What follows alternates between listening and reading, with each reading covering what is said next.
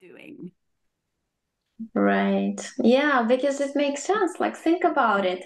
Everything, I raised four children. Everything I was recommended by, who, when you have children, uh, everybody who you have to go through to actually have a child in the system, they were telling me the opposite. What I'm supposed to do. Everybody's going against nature in this. When they tell you something, you have to do the complete opposite. If they tell you the child has to be separate from the mom, the baby has to be in a little cradle, separate from the mom in a different room, do the opposite, sleep with your child. What, like, I put all these things together even before I started interested, about the hypnosis, my abilities of a telepath and seeing it myself. And like this is an anti-world we're living in, like hell, like you said it exactly. That's why we feel there's also there's also this computer brain or mind, that like our, how many times I've seen a soul being either squeezed into the body and the body screams. That's why babies cry. They actually, because the soul goes into baby's body, it's really hurtful. And like Corrado Malanga in Italy, he's been doing sessions for 15 years. How many sessions he's had when people would cry and say, "Oh, it hurts so much to go into this body. It feels like plastic capsule.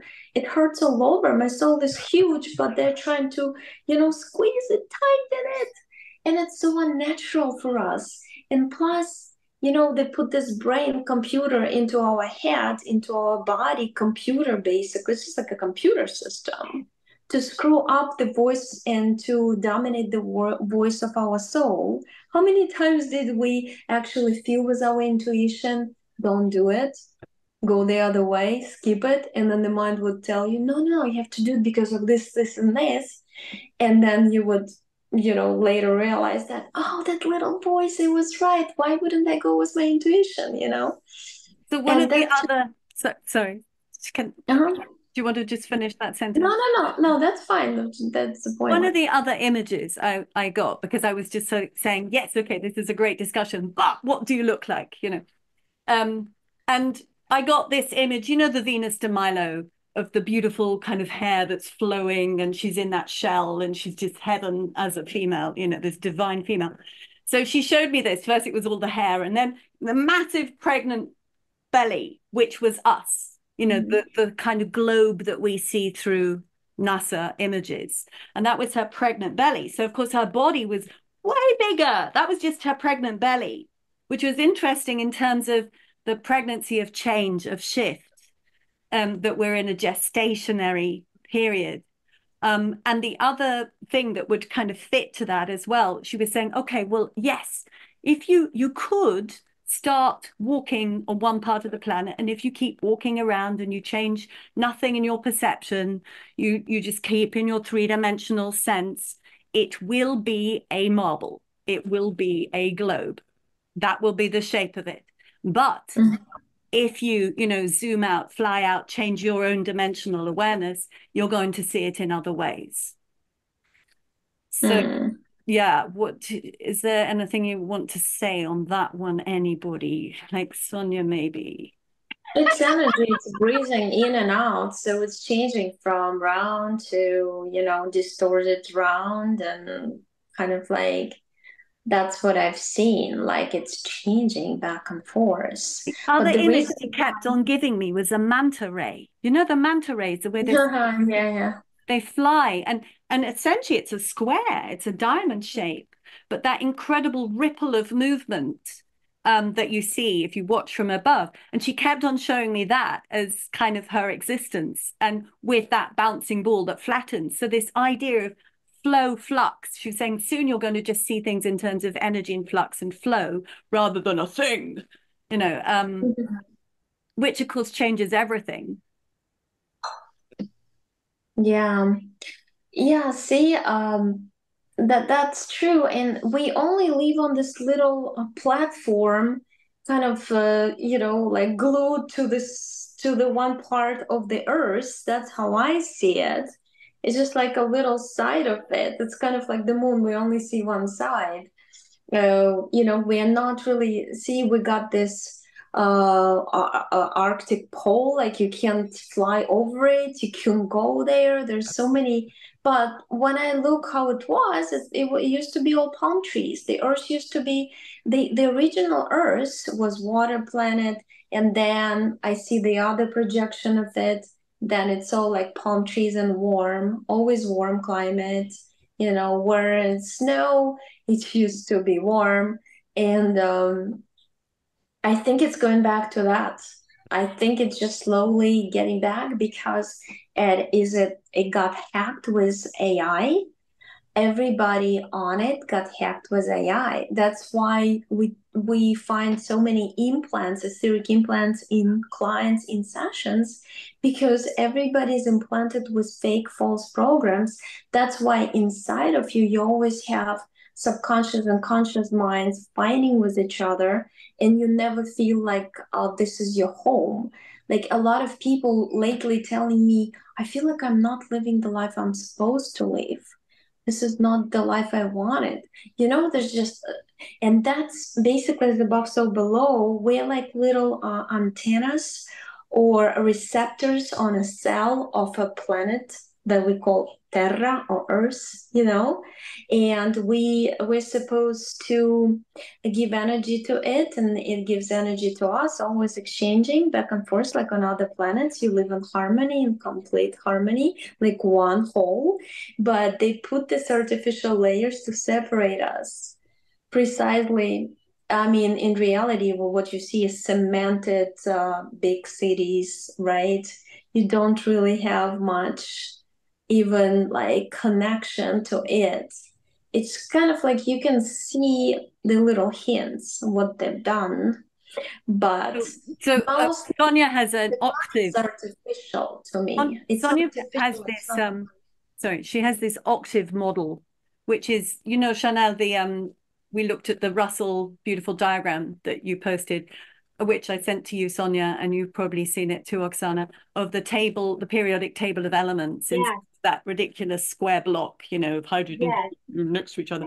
That beautiful, literally, it's like a DNA molecule, isn't it? It's a frequency wave of yep, alchemization from element to element. Just as in nature, the plants are always synthesizing different elements, and the scientists go, "What? How did they create that mineral there?" Because they made it. But in that sort of this sinuous wave and octaves. And Sonja put out a very strong kind of point about octaves of ascension in the movement. And I know, Oksana, you're always talking about the shift, and Sharnael, I know this is this area you work in. So how does that tie in? Because essentially we're all going to have these pieces of information. We're talking about the same thing, but we're all these beautiful, brilliant points of source with another piece of the jigsaw. Oh, I'm so excited. Very red from excitement. I know there's so much to talk about I too, and it's hard to put it like all together after all these years of research, you know? So this is going to be, rather than inspirational, it's going to be an inspirational video. Hmm. It will just set off something in anyone who watches it. That's what I believe it's going to do, because Right. each of you is rather an enormous energy being, and when we've got four of you come together, it's quite interesting to be Yeah, very that's British fun. about it. Oh my I God, have I should show my daughter your background because she was 2.5 and she told me all the story how she used to be an elf, big mushrooms, houses, a little bunnies playing, and how she got captured by reptilians and she was told is that they were gonna take her to see beautiful planet named Terra, and it has a lot of it that well they actually told her it had more animals than your planet does, and she was curious. She was just a little elf girl, and she got, yeah, and it all came out in her session when she was 9. She went into Wow. trance. It was so easy for her. Yeah, Yep. I had that session still up. Yeah. But Oh, she's that's Amazing. cool. stayed really open, hasn't she? Your daughter, she's still. She still is. She's 14, and she now like she collects little herbs outside, dries them up in the books, and attaches them with a scotch tape on the wall. She says, Mom, when I grow up, I'll be living in the woods. I miss the woods. Have you given her the Anastasia books to read? Because she would love those. She'll just turn Well, into she read your Anastasia. books. She Oh, well, read I know those. she had my books, which are along that vein, I know. But before my books, I read Anastasia, which you know, The Ringing Cedars. I'll send you a link. I'm sure you Ah, yeah, know yeah, yeah. about You them. told me about it. Yeah, She would before. she would love those. She She's might just lovely. leave home and say, Mom, I'm just gonna live in the woods. Yeah, it's just like her nature actually, even now becoming a teenager. I thought she would be becoming more matrix person because it usually happens with kids. I mean, according to my friends, but she actually re-remembers her roots even more. It's like she just wants to live on the farm or in the woods and have a lot of animals around her, and that's gonna make her happy, you know. It's like pretty Wow. much all my So kids are this like is a these really animals. good point. It's how are, you know, four beings like us, we're all kind of similar age, basically. How were we able to bypass the conditioning? And some of us had very extreme conditioning. I'm sure if we looked at all of our stories, there are many extremes there. That we were able to keep it alive. And I would suggest it's because of our soul resonance with the planet as well. So for me, I know my staying open was very much managed with the beauty and the abundance and the love of the natural earth. That's what always carried me through to remain authentic to myself. So in terms of how do people, you know, how does a 14-year-old stay authentic and pure as she is and connected, and then how do people, you know, we talk about waking up, yeah, great, it's wonderful when new people come into themselves and awaken up, but also that staying true to oneself despite everything, and the children being able to stay true and open up naturally despite everything. So these are the You kind of have to be issues that come up. I think the very first thing is it depends on the being that you are, because each one of us is that individual and different and distinctive. And if you're not a very strong being, you can be swayed. So anyone who has remained true to themselves, regardless of all the opposition around them, it's because they themselves are a powerhouse and strong in who they are. And it doesn't matter what age you are, because remember, you're eternal. So let's It's very apply that true. then to the earth, because if she, let's just say, if she's had, you know, various species that came on and created this technological matrix structure of control, and then Mhm. let's say there was something else, you know, this a dark entity, this Sheol, this layer of hellishness being brought in and tacked on to her, possibly, you know, who knows? But if you've got a resonant structure of suppression, it's quite easy to bring another darker entity to the situation and weigh it down. So how is it possible, you know, that we can feel her palpably Yeah. more Mhm. intensively We're and like conduits. messaging, yeah, with We a are we're conduits, and conduits, I'll but tell you what about why. her as well? This, Yeah. you know, the She's resilience, that, yeah. her own ability to defeat all of this structure. That would be a wonderful thing to look into. The only reason she took on the role to begin with, to be the base of all, was because she was one of the strongest to begin with out of all the energy beings in the archonic reality. And we needed to have somebody strong to build upon in this archonic reality. So basically, the strongest of the strongest solidified herself and became the base of everything. It's a connection that the other energy beings agreed upon before we came into this entire um, physical 3D reality. And we have a connection with her. And you can feel it. You go outside, you feel it. You feel it in the trees, you feel it in the water, you feel it in the sky, the ether. It doesn't matter. You have the connection. You are literally the conduit from the ether to the ground, which is her. The ether is her. The ether is her thought. This is the Akashic records. It is her. All of it is her. We're still inside of her, because even it's like us. We have a biofield that extends 25 feet around us, 50 foot in circumference. So does she. And so even if we're standing on top of, we're still in the biofield. You can consider it her ether. And So, this is Sonja, if you took that image I said of the pregnant woman with it, here's her beautiful flowing hair, her thoughts, the etheric realms, and her body, and then here in the belly is the Kugel is a brilliant German word, this little round ball that we call the earth, you know. So yeah, way bigger, way more. And that sense that she could just walk across the galaxy, you know, because we're just in her belly. I mean, Well, that suddenly frees us up. I do want to add this because you know this because you've seen my stuff. I'm a remote viewer. I have the ability and have been born with this ability. It's not something I just developed, I've always had it. So it's second sight. We all have this ability depending upon your connection to your trinity. Your brain is a part of your trinity, your heart being the connector to the trinity, and your gut is a part of your trinity. They have severed our trinity, which is why we don't have our full functioning brain, why we don't have the abilities we once had at one time. This was the takedown of humanity. Okay. So once you connect your trinity, and the artificial chakra system put inside of your trinity is the straitjacket, lock you down.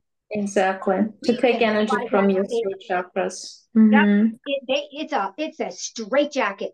Once we can get this off, humanity is going through an ascension right now. They don't even know it. For the last 7 years, our bodies have been changing on the inside. Our heart Yeah, is no exactly. in the My middle. kids say that it's getting bigger and it's more Yep. centralized. That's what my Yep. youngest said. She's Sharnael, only with your measurements of consciousness, are you generally measuring an average higher levels of consciousness? Because I know you do a specific measuring, don't you, in your diagnoses? As far as the planet, or as No, far for people as in general, the people who are coming to you, are you finding that they are just, you know, they still might have one area that's in dire need, but is there an average increase? Are you finding that? as people raise in consciousness, their realm changes and grows. As people are lower, their I know she said 25. I haven't found that in my measurements for every single person by far. I've had some people who have an inch biofield. I've had some people who are inverted. I've had people who are 4 feet, 5 feet, 20 feet, 25 feet. There's very few people that I've found that are 25 feet. But I don't know how she's measuring. But what I have seen is when the consciousness is 25, 50, 100, it's like an inch or inverted, meaning they have to utilize other people's, siphon other people's energy to create their own field and or do whatever they need to maintain themselves, by taking from others. Plants do that too. You can see it on camera and you can see it with people. There's, that whole vampire thing is actual real. But if you start getting into the 200s, 300s, 400s, 500s, that's whenever the field gets bigger. And I think it's a kind of a fail-safe situation, because you really don't want anyone who has no conscience, literally, to be able to have actual influence in the world.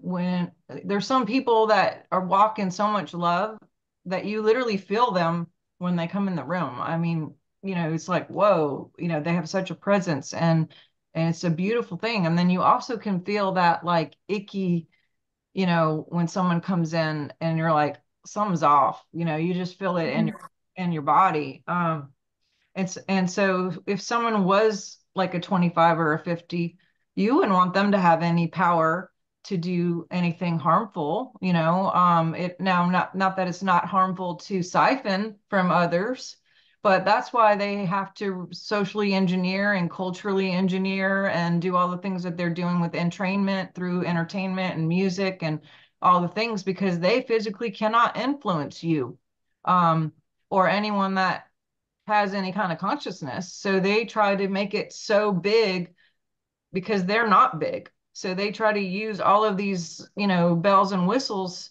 to get people to be entrained, whether through commercials or whatever, and to keep them maintained at a lower belt, or matrix. What the earth was saying to me when I had my chat with her yesterday is that we could start to understand that, of course, like I could go and visit you, Sharnael, and you would diagnose me, look at my whole system, and you would give me, a couple of things that I could take away, stuff, real things, little bottles, and as well as energy. And I would go and I would feel happier and it would be great. Or this other thing as well of this elemental interface with the mind of the earth, that we know that we are an antenna for energy. We know we can become more of an active part of her and therefore participate. It's almost like we are her parasites because we are using her energy, but I don't think it's ever that. I think it is a symbiotic relationship, I was going to like an say, acupuncture needle, yeah, from source through. And our minds are actually, the last time I spoke with the earth, she was saying it's through our minds, through source connection, that she's getting the new information to wake up. And she gets that in the same way with her interface with the sun, who she seems to just adore. That's kind of the last time she was like really sleepy. It's just like, oh, oh, where's the sun? I love him. She was talking about the sun, but she had been so kind of subdued and sleepy. And it's this wakening, quickening, and we're part of it. So to understand this mechanism, that kind of two-way biofeedback between our consciousness, our alignment, our love of source connection, and then into the planet. And that is a sort of like almost like sewing in new energy and awakening something incredible from the earth too, so that your daughter at age 14 is collecting herbs and understanding, how to use them and the influence in the environment by having them there. And this sort of thing, that kind of promoting is what I want to talk about so much, because it's inspiring just brand new ways of feeling and thinking about things. Oksana, do you want to say something?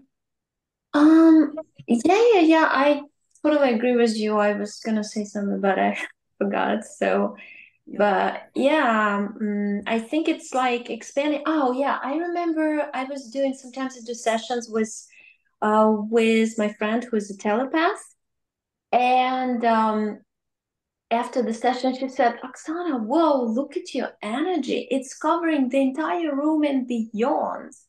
And sometimes I have a smaller one, but she says most of the time whoa, look at you, how huge you are as opposed to others. So like I agree that everybody has its own, it's very individual depending on the soul. And sometimes I see a person because I'm also a remote viewer and I feel people, I see people even with my open night was lately, and they have only 13% of their soul left because the rest is covered because there's the entities all over, or and some people are like strongly attached to you, to others in the family, and they're just sucking in like vampirically, and they expand their own, but they make those sick around. Yeah, it's crazy what's going on in this system. This system is parasitic. So how do you think, and I think, Sharnael, you may be the one to answer this one, but let's just see that as we move into a different paradigm, which is the energetic paradigm, you could say it's the spiritual one, because spirit and energy for me are synonymous, it's the one and the same stuff. But as we move into considering this and the way that when you look at everything in terms of energy, everything is mutable, anything can change and shift. So we start to look at our world in a different way. Instead of like, this is a glass with this dimension and it's always going to be like this, we start to see that it may be able to shift and change. So we have to find also a new way of quantizing it, like we measure consciousness or the size of our field. In the same way, when we're trying to communicate ideas to our children for the future, when we're teaching ways of healing and receiving information, the way we all go into the cosmos to or allow ourselves to receive from infinite sources, how do we start to quantify this and to put it into science is, God knows what we're going to call science, but currently science, because it ain't science, it really isn't. Yeah. But the new thing we're making, which is probably the nearest thing we can get to it, call it, is the new physics, but that's 107's kind of term, which I'm not so sure I want to use. So any thoughts on this as we shift with our minds, with our hearts, with our entire awareness, and we start working on an energy way, energy levels, energy perception of everything? How do we start to kind of measure? And you've started this with some of your measuring tools, haven't you, Sharnael? Because you have to calibrate things to a certain level to work with someone. And do we need it? Can we just go feeling, and receiving, feeling, doing, Do we need anything like that?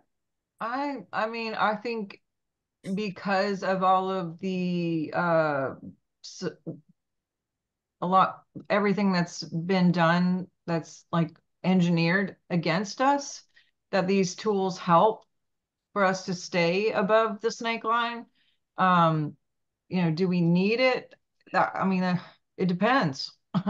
It depends on who the person is. But with all and with everything in the entrainment and all the different frequencies that are going on, not just with 5G, but just the thoughts and the consciousness of the thoughts and, war and la, la, la, la, la. So, I mean, need is a strong word, but it helps for sure to listen to good music or be around good people or eat good food or all the things that all carry frequency that help that entrainment, as well as the tools like you mentioned as far as biofeedback or PEMF or ozone or things like that can help with frequency as well. So tuning forks, sound baths, all of those things, everything helps. And I believe that those ideas came from somewhere to create those things for some reason to support us and help us, because maybe they